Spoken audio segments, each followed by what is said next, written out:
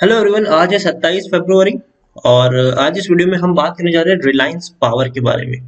देखिए, 4 रुपए 30 पैसे का ये शेयर है और कल जब पूरे मार्केट भयंकर तरीके से टूट रहा था, सेंसेक्स 2000 पॉइंट तक टूट चुका था, ऐसे में रिलायंस पावर में 10% का ग्रोथ देखने को मिला है। ये वाकई में हैरान करने वाली बात है कि इतनी बड़ी तेजी आखिर यहाँ पर क्यों आई। और काफी लोग जब इतनी बड़ी तेजी आते हैं खासे किसी किसी पैनी स्टॉक में, तो काफी ज्यादा अट्रैक्टिव हो जाते हैं वो लोग और यहाँ पर खरीदारी का मन बना लेते हैं। लेकिन यहाँ पर मैं आपको कहना चाहूंगा कि अगर आप यहाँ पर खरीदारी के बारे में सोच भी रहे हैं तो वीडियो को यहाँ पर पूरा देखिएगा। आखिर चल क्या रहा है इस कंपनी में, किस तरीके से प्रमोटर यहाँ पर बिहेव कर रहे हैं, उसके बारे में इस वीडियो में हम डिस्कस करेंगे। लेकिन उससे पहले अगर आपने अभी तक चैनल को सब्सक्राइब नहीं किया है तो प्लीज अभी इसे सब्सक्राइब कर लीजिए, क्योंकि आगे भी बहुत सारे वीडियोस जो आपको काफी ज्यादा हेल्प करेंगे। उसके साथ साथ अगर आपने अभी तक मेरी टेलीग्राम चैनल को सब्सक्राइब नहीं किया तो उसको भी सब्सक्राइब करना मत भूलिएगा, लिंक आपको डिस्क्रिप्शन में मिल जाएगा। तो रिलायंस पावर अगर हम देखें तो बढ़िया तेजी देखने को मिली थी। हर कोई हैरान था कि इतनी बड़ी तेजी यहाँ पर आ गई। पिछले एक महीने में देखें तो एक बहुत बड़ी रैली की तरफ ये शेयर दौड़ा है। 3 रुपए 12 पैसे का ये शेयर बहुत ही कम वक्त में आज 4 रुपए 30 पैसे तक पहुंच चुका है। 28 से 29% का ये ग्रोथ हमें देखने को मिल रहा है एक महीने का। एक साल में अगर हम देखें तो एक साल में 131% का ग्रोथ है और यही किसी को भी ललचाने के लिए काफी है। 1 रुपए का शेयर देखिए 5 रुपए तक पहुंच गया था, फिर गिरावट आई, 2.5 रुपए से भी नीचे टूट गया, फिर तेजी आई, 4 रुपए तक पहुंच गया, 4 रुपए से भी ऊपर निकल गया, फिर वापस गिरावट आई, 3 रुपए पर आया, अभी वापस तेजी आई है, 4.5 रुपए तक पहुंचने की कोशिश में है ये शेयर। यहाँ पर अगर मैं आपको इसका 10 साल का चार्ट दिखाऊं तो पिछले 10 साल में रिलायंस पावर के शेयर में 96% की गिरावट है। अब देखिए, 136 रुपए से टूटकर ये शेयर नीचे आया है और अभी भी संभला नहीं है। जब भी तेजी आई उससे ज्यादा बड़ी हमें यहाँ पर गिरावट ही देखने को मिली है। तो आप देख सकते हैं कि जब भी यहाँ पर तेजी आई है उतनी ही बड़ी दोबारा से गिरावट देखने को मिली है, फिर तेजी आई, फिर गिरावट आई। अगर मैं आपको इसका ऑल टाइम का ग्राफ दिखाने की कोशिश करूं तो ऑल टाइम का जो ग्राफ है इसका, वो तकरीबन तकरीबन 275 रुपए के आसपास का है, जो 2008 में इसने हाई बनाया था। गिरावट आई और तब से लेकर अब तक शेयर में सिर्फ और सिर्फ गिरावट बनी हुई है। तो Tata power sorry Reliance power की मैं बात करूं तो काफी बड़ी गिरावट है, लेकिन पिछले कुछ दिनों में एक बड़ी रैली यहां पर आई है। 4 गुना पैसा बना भी है लोगों का। स्मॉल कैप शेयर है, 1140 करोड़ के आसपास का मार्केट कैप है। बीएससी में 5 करोड़ के आसपास का वॉल्यूम ट्रेड है और एनएससी में देखेंगे तो 12.5 करोड़ का वॉल्यूम ट्रेड है। काफी बड़ी क्वांटिटी में लोगों ने खरीदारी बिकवाली यहाँ पर की है। शेयर होल्डिंग पैटर्न के बारे में अगर मैं आपको दिखाऊं तो देखिए, ये चीज आपको देखनी होती है कि प्रमोटर आखिर कर क्या रहे हैं। प्रमोटर के साथ साथ जो बड़े बड़े फंड मैनेजर्स है वो यहाँ पर क्या कर रहे हैं।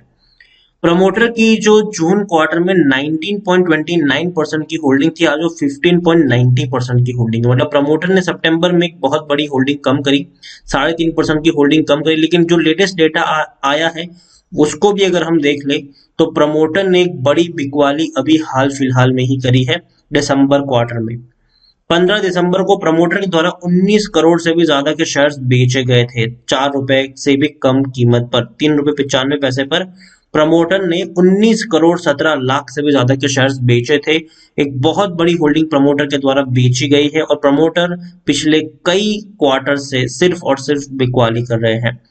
तो दिसंबर का डेटा आया नहीं है, लेकिन जब दिसंबर का डेटा आएगा तो आप देखेंगे कि 10% से भी कम की होल्डिंग प्रमोटर के पास होगी। और प्रमोटर ये जो होल्डिंग है उसको कब से बेच रहे हैं, आप देखिए प्रमोटर की जो होल्डिंग की अगर हम बात करने जाए तो प्रमोटर की ये होल्डिंग बहुत ही कम हो चुकी है। आप देख सकते हैं कि पहले प्रमोटर की होल्डिंग जो सितंबर 2019 में 43% हुआ करती थी, दिसंबर 2019 में वो 38% रही।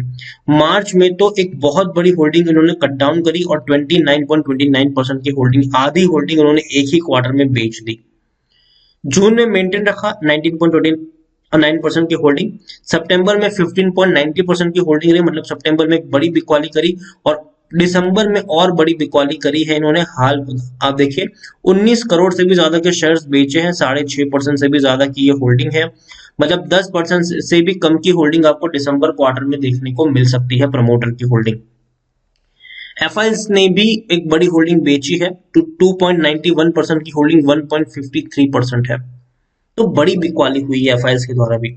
म्यूचुअल फंड के पास 0.15% की होल्डिंग है, छोटी सी होल्डिंग है, मेंटेन रखी है। इंश्योरेंस कंपनी के पास 3.83% की होल्डिंग देखने को मिली है।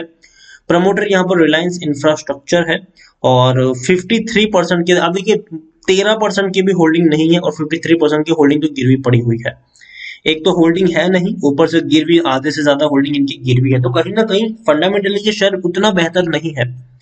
Mutual fund 117 mutual fund scheme का पैसा लगा है, 39 एफआईएल्स का पैसा लगा है और surprisingly highest public share holder में एक बहुत बड़ी कंपनी फंस चुकी है और वो है एचडीएफसी लिमिटेड। 6.76% की एक बहुत बड़ी होल्डिंग यहाँ पर एचडीएफसी लिमिटेड ओन करती है। इंडिविजुअल इन्वेस्टर होल्डिंग 61.16% के आसपास देखने को मिल रही है। 2015 से इस कंपनी ने डिविडेंड पे करना बंद कर दिया है। यहाँ पर अगर आप देखेंगे तो टेक्निकल रेटिंग शानदार है, तेजी के संकेत यहाँ पर अभी भी बताए जा रहे हैं। According to Moneycontrol user 95% लोग खरीदने की सलाह दे रहे हैं और 5% लोग ही है जो आपको बेच के निकलने की बात यहाँ पर कर रहे होंगे।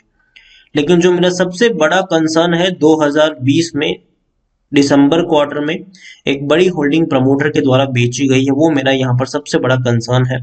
और प्रमोटर यहाँ पर पिछले काफी वक्त से अगर हम देखें तो सिर्फ और सिर्फ बिकवाली ही कर रहे हैं।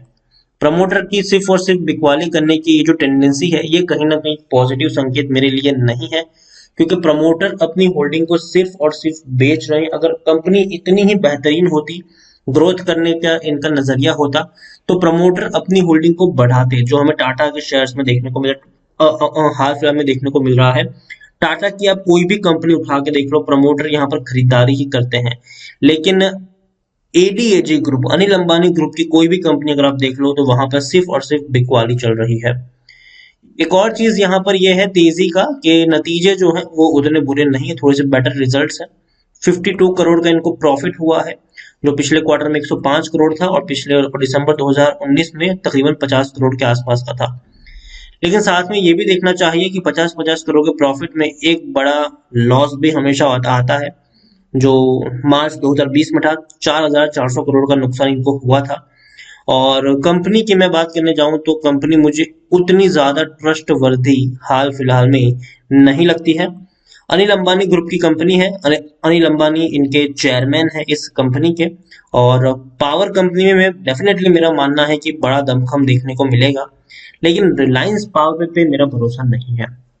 अगर आप किसी पावर कंपनी के ऊपर भरोसा करते हैं, अगर आप खरीदारी करना चाहते हैं, तो बेटर होगा कि आप टाटा पावर में खरीदारी करें या फिर अदानी पावर में भी खरीदारी कर सकते हैं। लेकिन रिलायंस पावर मुझे अभी भी उतना अट्रैक्टिव नहीं लग रहा है। अगर आपने ऑलरेडी खरीदारी करके रखी है तो आप यहाँ पर बने रह सकते हैं।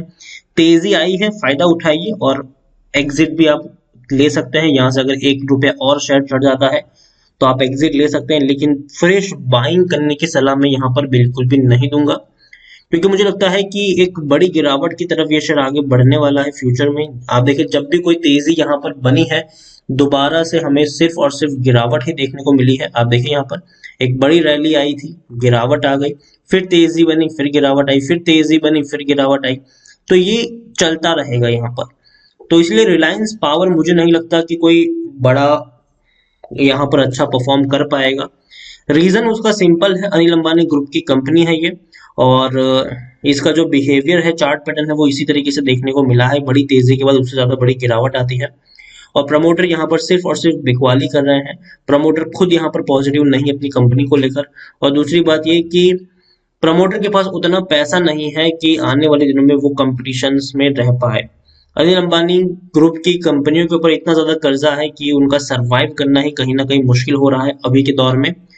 तो इसीलिए रिलायंस पावर मेरी लिस्ट में नहीं है। अगर मुझे पावर कंपनी में किसी में निवेश करना होगा तो मैं टाटा पावर को सबसे पहले चुनना पसंद करूंगा। रिलायंस पावर मैं अभी रिकमेंड बिल्कुल भी नहीं करूंगा, लेकिन अगर आपने खरीदारी करके रखी हुई है तो ये जो तेजी आ रही है उसका फायदा उठाकर आप चाहे तो यहाँ से एग्जिट भी ले सकते हैं। लेकिन फ्रेश बाइंग करने की गलती यहाँ पर मत करना। जितनी बड़ी तेजी आई है आपको बाद में उतनी ही बड़ी गिरावट भी यहाँ पर देखने को मिल जाएगी। तो रिलायंस पावर अवॉइड करेंगे तो ज्यादा बेहतर होगा मेरी तरफ से। तो वीडियो को यहीं पे एंड करूंगा। पसंद आया हो तो प्लीज लाइक करें, शेयर करें। चैनल पर अगर आप पहली बार आए हैं तो प्लीज सब्सक्राइब करें। और रिलायंस पावर के बारे में आप क्या सोचते हैं वो भी आप मुझे कमेंट में लिखकर बता सकते हैं। Thank you.